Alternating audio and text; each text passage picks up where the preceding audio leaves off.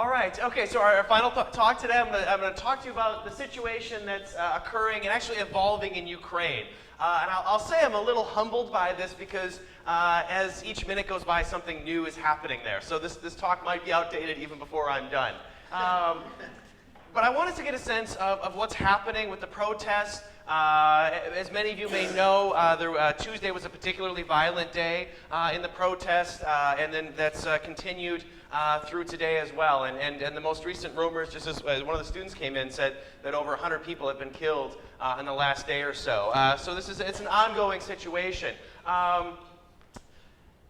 This all began in November when the president of Ukraine, Yanukovych, this gentleman down here, pulled out of an agreement with the European Union. It was an association agreement, an agreement that would have pulled or linked Ukraine more closely economically and politically with the European Union. So Yanukovych pulls out of this and instead turns east. Turns towards Russia and a similar economic deal that Vladimir Putin was offering. There's going to be a lot of connections between Russia and Dr. Chad talk and my talk. But if you've had a chance to see any of the images, they're stunning. Stunning in terms of their beauty, but also the sort of the power. This is a picture that was taken on Tuesday during the protest. And it really looks like something out of the French Revolution, right? It should be a painting or a picture, something that has historic ties.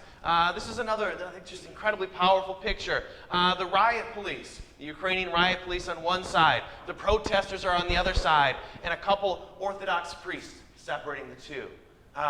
Imagery, just very, very, very, very powerful.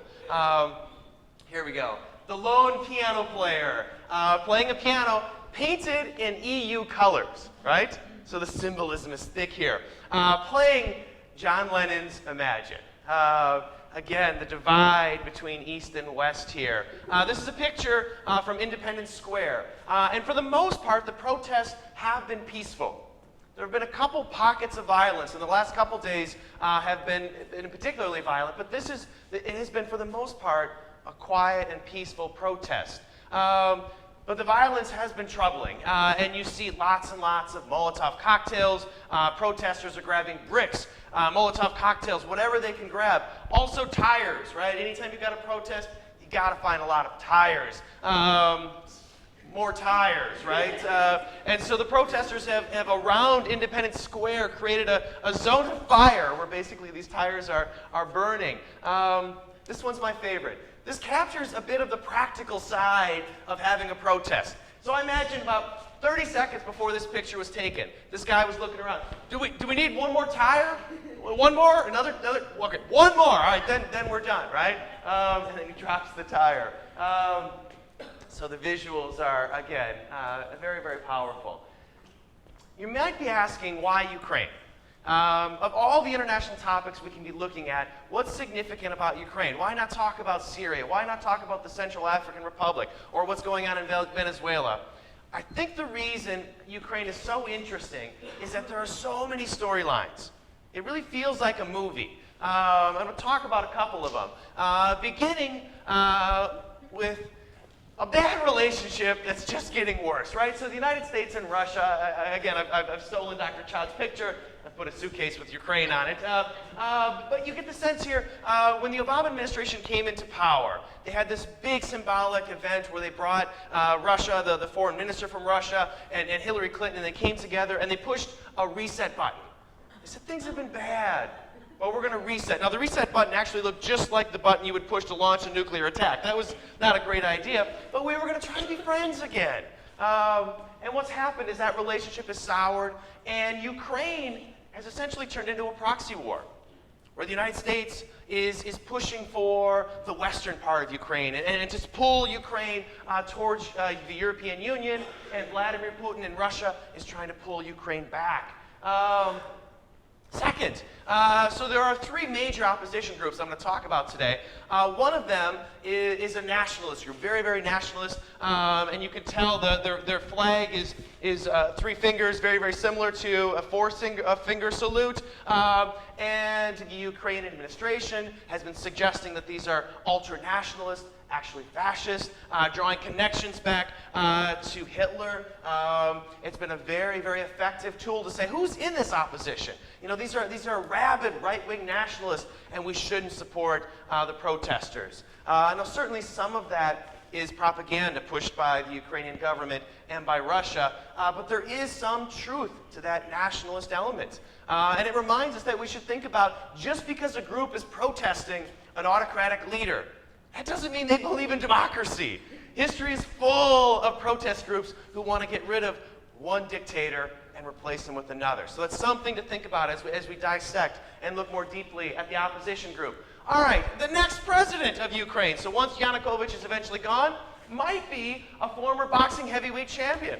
Klitschko, so this is the guy on top where he's punching Lennox Lewis. He was a former heavyweight champion. He still holds some titles. Here he's hanging out with Stallone. Don't hold him against him, right? So you have this dynamic, right, where you've got a major international boxer who's in one of the opposition parties. When the next presidential election come around, many think that he might be a leader. All right, phone tapping and cursing out the EU. And this time, it's not the United States who's tapping phones. So you might have heard the last couple weeks there was a phone conversation between the Assistant Secretary of State and the U.S. Ambassador to Ukraine that was tapped. They were talking about what to do in Ukraine, and toward the end of that conversation, Victoria Nuland, the Assistant Secretary of State, was talking about being excited about a bigger role for the United Nations, and she says that would be great to help glue this thing and to have the UN help glue it. And you know, F the EU! It's not very diplomatic. No, it was a private phone conversation. Rumors have it that Russia was the one bugging, and then Russia was the one who tweeted this out. All right, you can't talk about Ukraine talking about poisoning. We'll get to that a little bit later. A long history of poisoning politicians.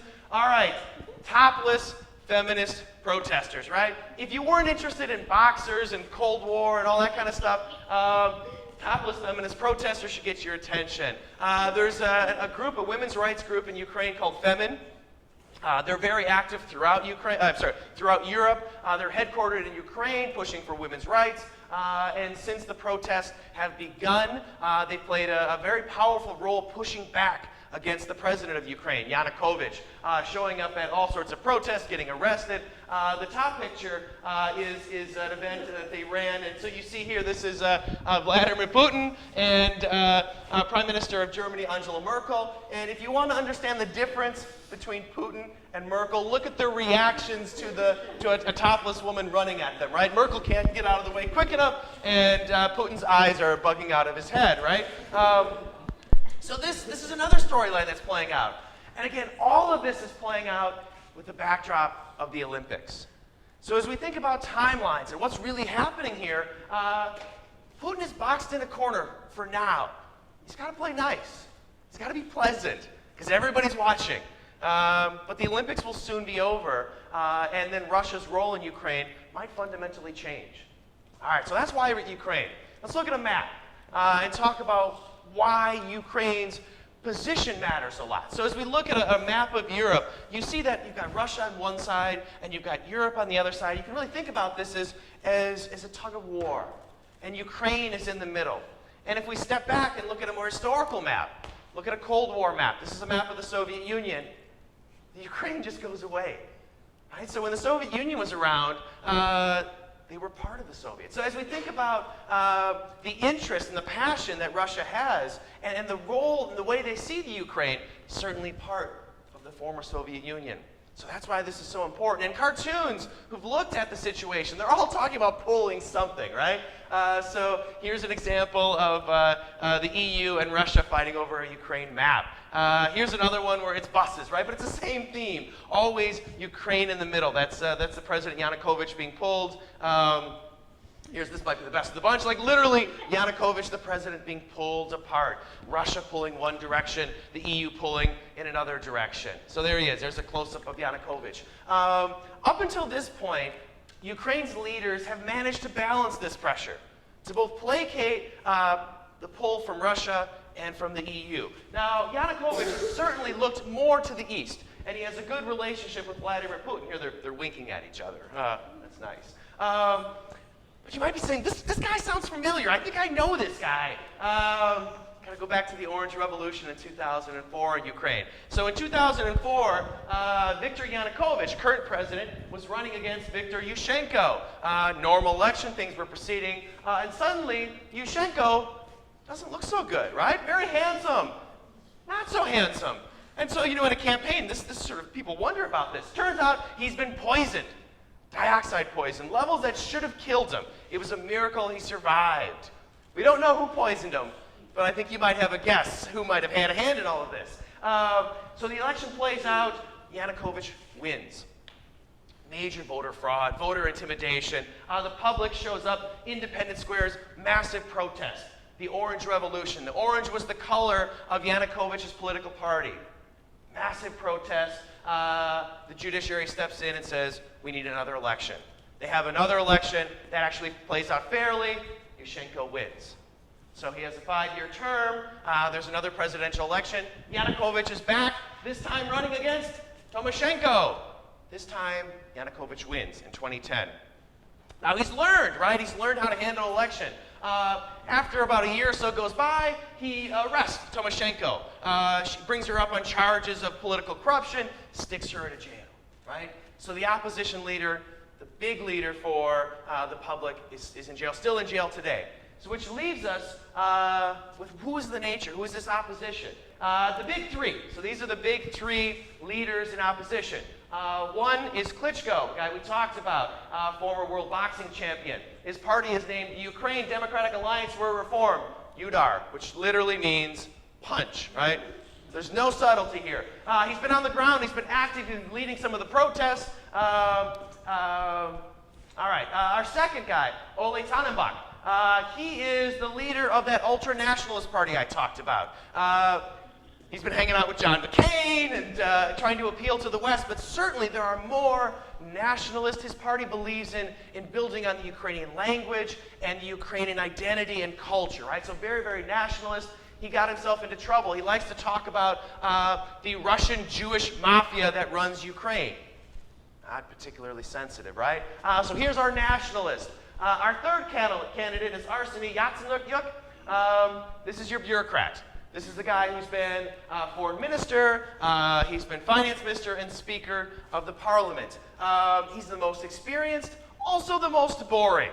So you've got three, right? You've got your boxer, you've got your bureaucrat, and you have your nationalist. The way the media describes it, they say 3 leaders, no heroes. So Ukraine is looking for somebody who can take the lead. This is where the phone conversation gets in between Assistant Secretary of State Nuland and Pyatt. The U.S. we're talking about, we sure would like the bureaucrat to win. We're not so sure about the boxer. He's trouble. The nationalist is trouble. We'd like the bureaucrat to win. Not sure how that's all going to play out. All right, so stepping back, big picture. What does this all mean? Ukraine is a divided country. We can just look at some simple maps. This is a linguistic difference or division with Ukraine.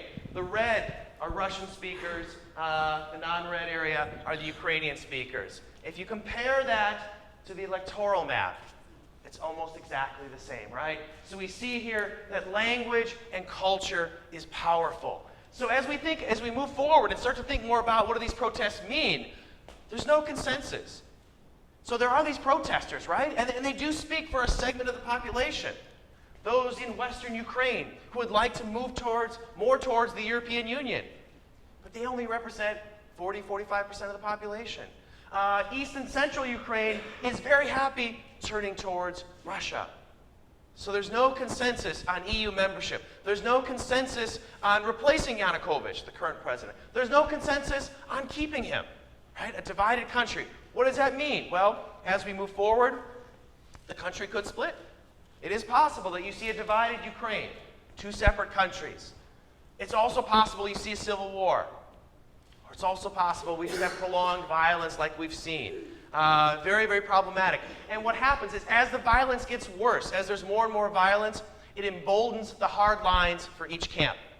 So the nationalists become more hardline, Yanukovych's party become more hardline, and it's harder to find a political solution. Up until this point, they've been able to talk about politics, about areas that they could agree. Yanukovych has been open to bringing some of the opposition into the party. He's been open about possibly amending the Constitution. There's been some movement there. The opposition has done the same. They sat down at the same table. But as more and more people get killed, it's harder to moderate and temper those more extreme voices. So this is a big, big concern. What about the United States? How much leverage does the United States have? We certainly have interest in Ukraine, but we don't have a ton of leverage. Russia has a lot of power and a lot of leverage. Economic ties, oil ties, a lot of ways in which that Russia can influence the process. So I think the United States wants to stay engaged, should continue to stay engaged, and push for a peaceful political solution. But at the end of the day, as the Olympics pass, Russia's role and Vladimir Putin's role is going to rise. So I think we have to be hopeful that politics wins the day, but I don't think there's a certainty there. So we should continue to watch and keep track of what's playing out in Ukraine. All right, on that note, I'd like to thank everybody for coming. It was great to see so many people here, and thanks again.